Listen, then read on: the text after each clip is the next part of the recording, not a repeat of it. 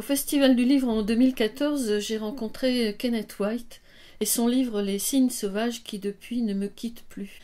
C'est un pèlerinage géopoétique, un petit livre nippon et extravagant, plein d'images et de pensées zigzagantes. Petit par le contenant, 111 pages, mais non par le contenu, foisonnant de 1000 choses.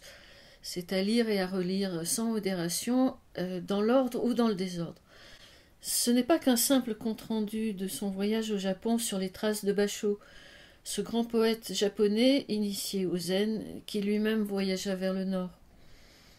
Pas plus qu'un recueil de haïkus, c'est quelque chose d'autre, de différent, plein de richesse et de curiosité pour ce monde dans ses multiples dimensions. Ce sont des souvenirs, des rencontres qui se croisent et s'entrecroisent dans de sublimes paysages, mais à plusieurs siècles d'intervalle. C'est la magie de la poésie. Tout est dans tout. Kenneth White nous rend le passé présent, et lorsqu'il nous parle des paysages de la Sumida, est-ce que ce sont ceux qu'il foule de ses pieds ou ceux qu'il traverse en esprit? Ainsi, il observe la pluie qui tombe et se souvient.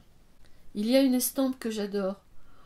On voit les fins cerisiers sur la berge de la Sumida et les lumières d'Imado.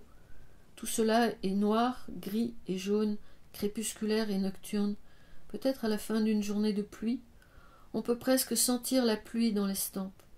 Ainsi tout se mêle jusqu'à nous faire toucher une autre réalité, nous faire zigzaguer et nous donner envie de nous mettre en mouvement de l'intérieur, à la recherche d'une compréhension globale, d'une appréhension complète du monde.